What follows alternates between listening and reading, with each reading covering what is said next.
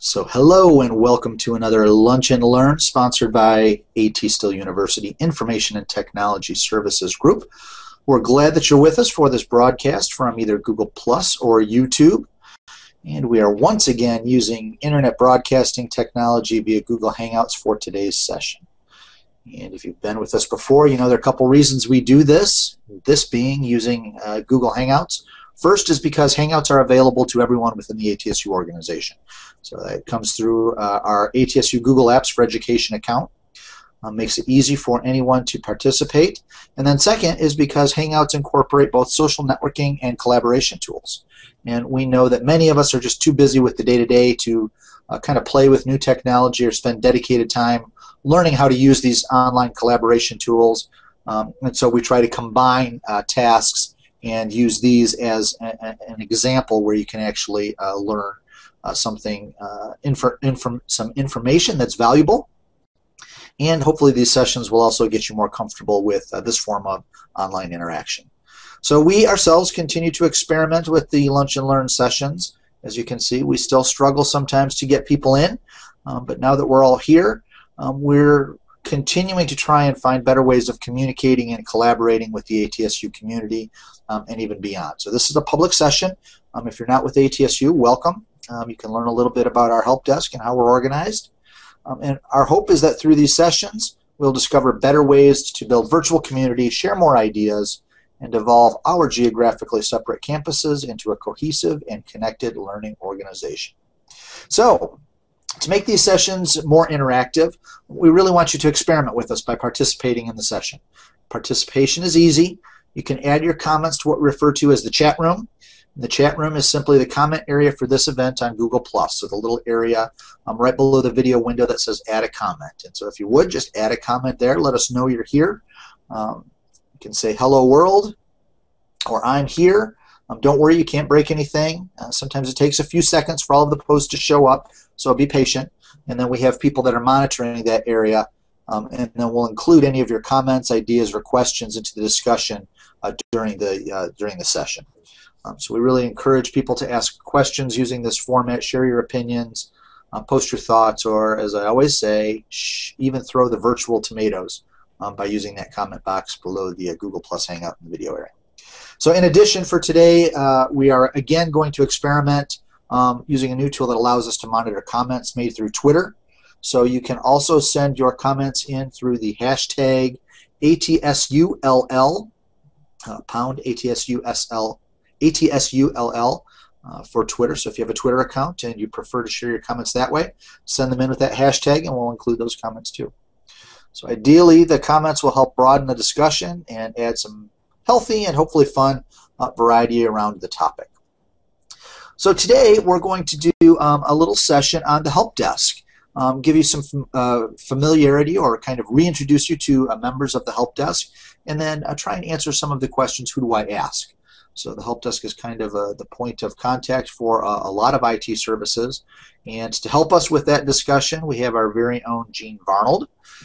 So Gene is in the video window to my left, I believe, on the screen. And then we also have with us our Campus EAI partner, and that's Sam Pantalone. And Sam's joined us, and he'll tell us a little bit about what we're doing with partnering with an outside help desk agency as well. So with that, I think I will turn it over to, oh no, I guess I'm going to go through the first couple slides, aren't I, or the first slide. So let me set up the area that's the IT Support Center. So kind of big picture, ITS is about 35 people. And we're broken up into 3 or 4 areas. It's really 3 main areas that we talk about. The first one is the Network Technologies group. That group is headed up by Tim Johnson, and they're the guys who kind of work on the infrastructure and make sure that everything is running day to day. So they're the guys that kind of work behind the scenes. And then on the other side of the support center is what we call Application Development Services, and that group is headed up by Kurt Law. And we separate that group into administrative systems and academic technology support. So those of you who are in the academic side, you probably know Dean Mogg. Dean heads up that area and deals with things like Blackboard and ExamSoft, the tools that we use in the classrooms or the virtual classrooms every day. And then the administrative systems are those systems that give us things that are nice, like our paychecks every month. They handle all of the information regarding transcripts for students' grades, the registrar's office, admissions, all of those kinds of things. But right in the middle of things is the IT Support Center, better known as the Help Desk. And that group is headed up by Jean Varnold. And with that, I think I will turn it over to Jean, and she can talk a little bit about the Help Desk. Okay, thank you, Brian. It's kind of strange to be on this end of the camera. I'm usually the one that's running everything in the background. So bear with me while I change roles. The IT Support Center, as Brian said, is led by me. And we're one team, but we're in 2 locations. We have 4 techs on the Missouri campus and 4 techs on the Arizona campus. I'll get to you in just a minute about what the Help Desk does, but I thought it would be good if you could put a face with all of the names. So without further ado, the first one is Scott Levy. He's been with us since 2008. Go ahead, JT. The next one, Matt Wheeler. He's on the Arizona campus. Matt's been with us since 2011. You're getting ahead of me, JT. Okay, then the third is Dustin Usher. I guess I didn't put that down as when he joined, but I'm pretty sure he joined us in 2008. Okay, go ahead. Oh, bad guess, 2010. I failed the test, didn't I? Then we have JT, who is also the cameraman. And he joined us in 2012. He's our most recent addition, and it's been a good addition. Okay, go ahead, JT. You on the Missouri campus? No, Rob Long, I'm sure. He's been with us since 2008. And go ahead, Rachel. Come on, Rachel, where's your picture? Okay, this must have been an old slide I sent you. I'm sorry. Rachel's been with us since 2011. She's usually the one that answers the phone most of the time. You can just about count on that. And then go ahead to the no picture of Tammy, please, JT. And Tammy's been with us since 1997. So she's been with us quite a while. The only person that's been in our group longer is me. I've been here for 22 years, if you can believe it, and there are rumors around campus that I dated AT still, but it's not true. Okay, so go on down to, oh, I'm sorry, Brian, hi. Brian McCarty, who is joined us in 2012. Brian's wife, Amy, you may know her, she works in the registrar's office.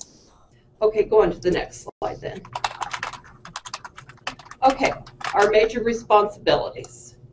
Help desk services, obviously.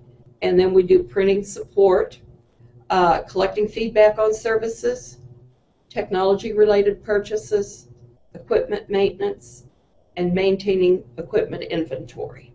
So I'm going to expound on those as we go through the slides. Okay, go ahead, JT. All right. As Brian mentioned, the help desk should be your main point of contact. Hey guys, I'm going to interrupt for just a second. I'm getting some feedback from some of the people. JT, if you can switch your window to the slides, it looks like you still have Jean in the big screen. So if you can put the slides up in the big screen, then I think that will help people be able to view the slides a little bit better. Thanks. Okay, are we good to go now? Yep, keep going. Okay, I'll kind of start over. As Brian mentioned, the help desk should be your main point of contact for all services, whether it's desktop, network, academic technologies, or administrative computing. And if the issue is not our immediate group, that's still what we're there for. So we put in the ticket, we contact the people. If it's an emergency, we'll call them, we'll IM them, we'll get you the help you need. Sometimes it seems like you could probably do it a little more quickly if you just call a tech directly, but we have this in place and we found it works really well. So you really do yourself a better service if you do contact us that way. You can request assistance with us by walking in, of course. You can call us. I'm sure you all know 2200 is our extension. You can submit a ticket. You'll be seeing more about that in the next few weeks. JT's been working really hard on that, so it's just about ready to roll. And then you can always send an email to helpdesk@atsu.edu. So I want to talk just a few minutes about our phone system before we go on. When you call into the help desk, it is an actual call center setup. And if any of you have been in my office, you may have wondered why I need 3 monitors. Barb, Bevel, if you're there, you can't say anything about it. But anyway, one of the monitors shows statistics for the call center. With that system, I watch the flow of calls. If needed, I can jump in on a call or I can monitor a call just to see how it's going. With it, I also see how many techs are logged into the system, so I know who's available to answer calls. And I can also see how many calls each technician have taken during the day. Additionally, I can run statistics from the call center. So I just wanted you to know that it's a pretty nice little system. And since I mentioned my monitors, I'll just kind of go over to this. The second monitor that I use displays our ticketing system. I'm watching our ticketing system all day long, every day. And with the ticketing system, I can see how many calls are coming in. I can monitor the tickets that have been entered. I can assign them to the proper tech. And then I can also monitor them through to closure. I'll talk more about the ticketing system later. Hey, Jean, it might be helpful just to let people know kind of what's the daily volume for calls and work orders, or the weekly volume, just so they get a sense of how busy these guys are. We will average 60 to 80 calls per day. And tickets is going to get pretty close to that also. Something that I was going to speak of later, but I'll just talk about now, is as I said, monitor these tickets. And you can log into the ITS internal Google site. And we have a reporting page that shows you all of those statistics. I post them every Monday, unless it's a bad Monday and I don't get everything in, but they will be there at the first of every week, and you can see for yourself the statistics that are going through. So, okay, I'm going to go on. My third monitor, by the way, is the monitor that I do just work on. The middle monitor I have is I do work on. The one that's on each side, I'm just monitoring help desk services all the time. So the other thing is the notification of critical information.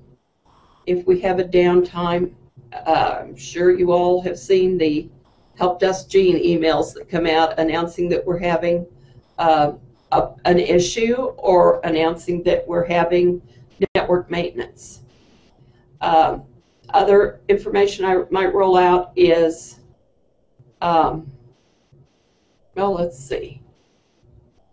Oh, like if we're going to change operating systems, or if we're updating Office, or many updates like that I do. And then also we have a call tree.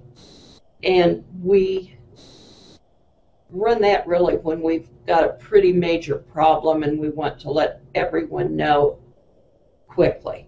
And what it is we divide it up among all the techs to call different departments.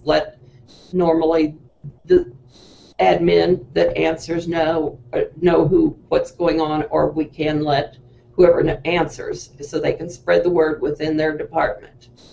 So let's see. Roll out information. I've done that. Okay. Let's go on to the next slide, JT.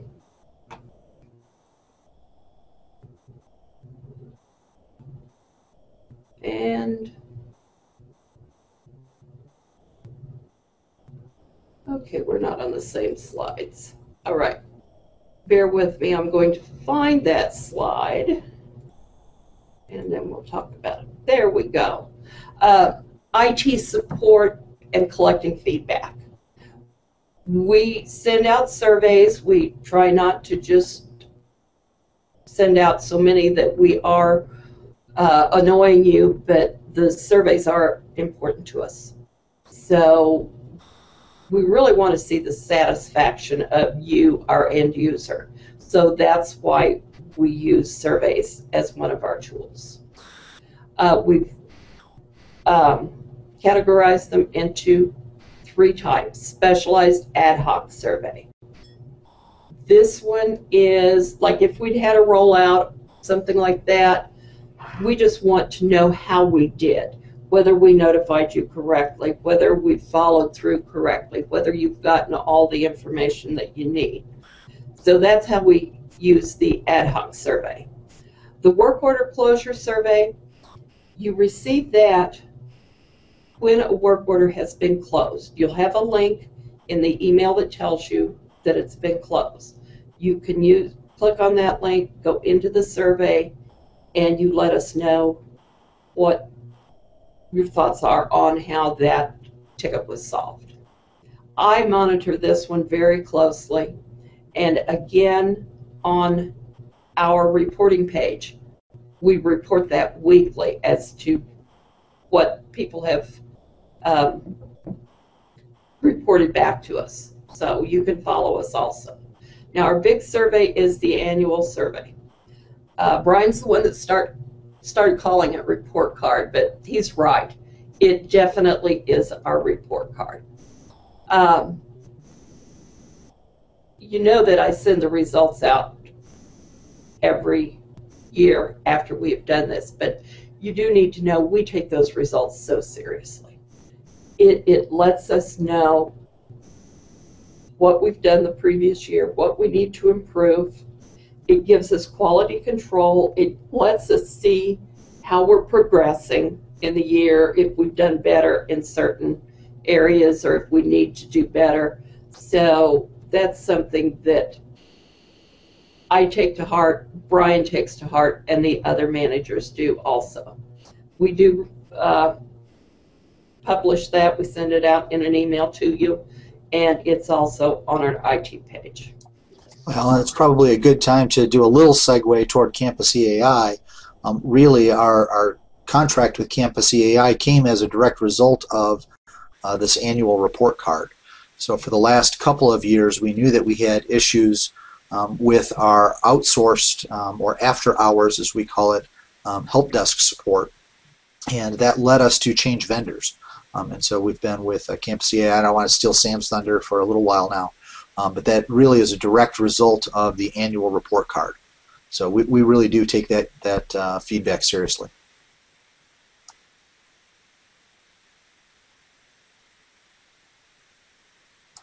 Sorry, Gene, looks like you're muted.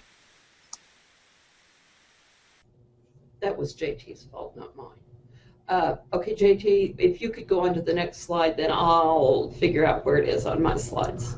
All right, and we'll give JT a little bit of attaboy on the last slide too. He's recently made some changes to our work order surveys, and so just so people know, volume-wise, I believe that we're at about a 10% return rate on those. So that's actually quite good from the work orders that we get feedback on. Now that he's made some changes there. So please, if you have issues with a particular work order, use that post-work order survey and give us the feedback that I always tell our people, tell us what we need to hear, not what we want to hear. So good job, JT.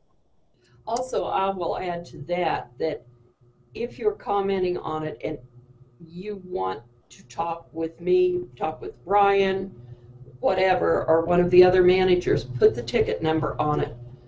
And that way, since these are anonymous surveys, that's the only way we can track back as to who does want us to contact them. So it's important if you do want us to contact you to put the ticket number on it. But otherwise, they're totally anonymous. Okay, technology purchases.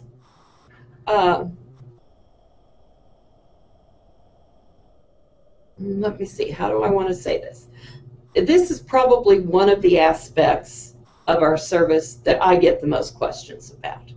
You know, it's like, do you buy this? Do we buy this? When do you buy this? So on and so forth.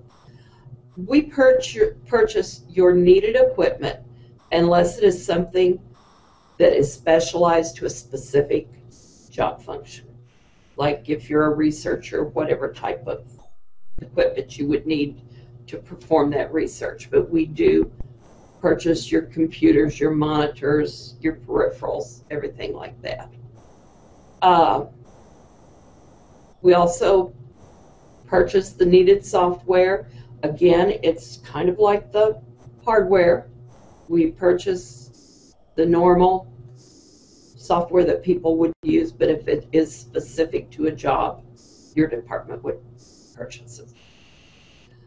We set the standards, and that's really just so that we know what we're working on, and quite honestly, we've been in the business for a long time, so we know what's coming down, what is working, what is not working. Everybody is watching it, and so then we set the standards for what is most likely the best equipment, the best software to do a job.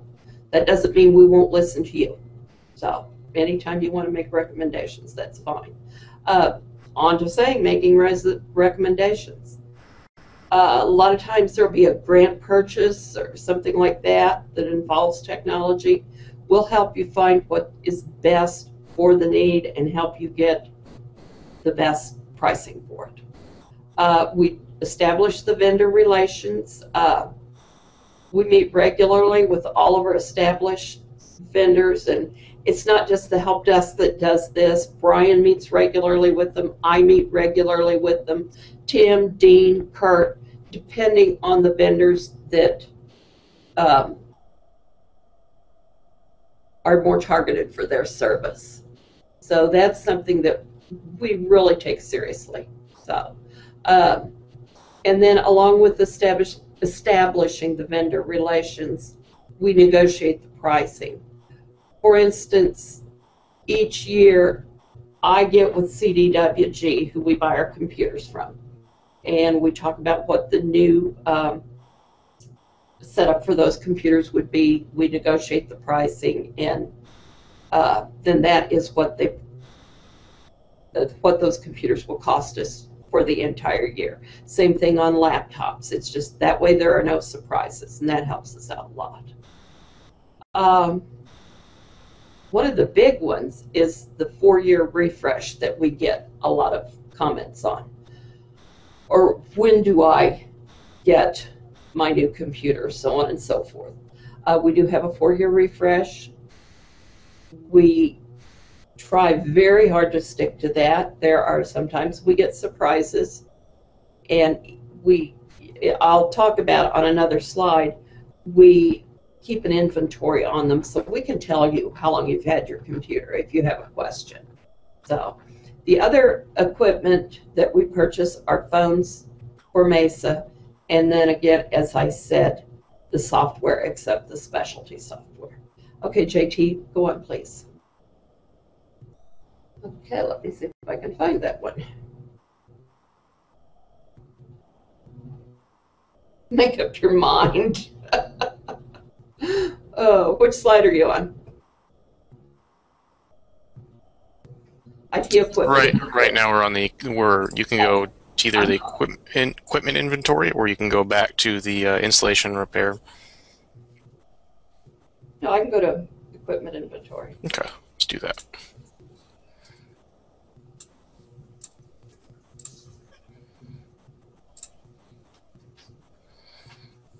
Good place. Okay, I'm on installation and repair. Why don't you go back to it?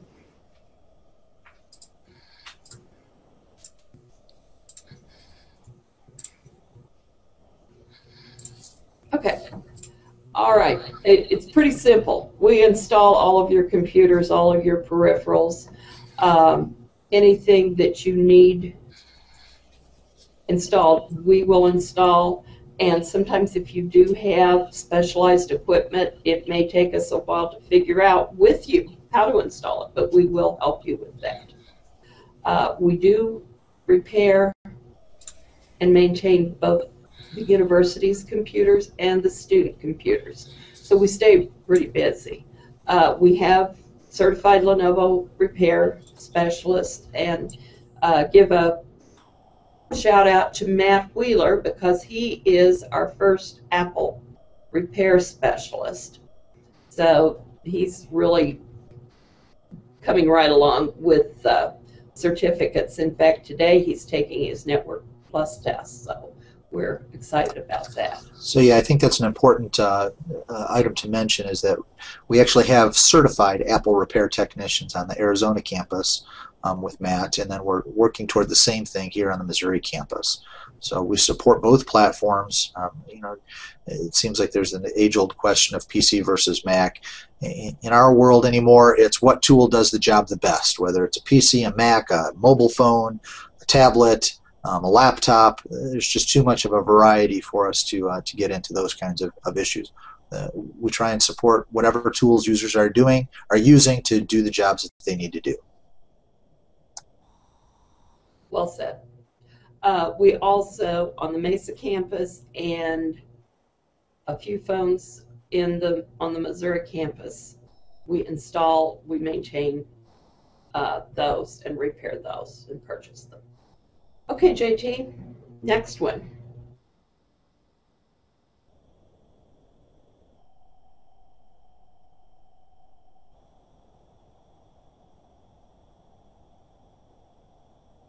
Where are you at, JT?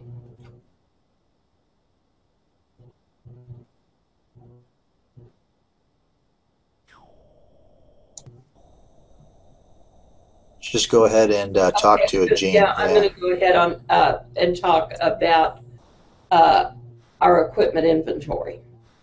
Our equipment inventory tracks, this may not be the best way to say this, but because we are not Big Brother, but we do track user information. Not what you're doing or anything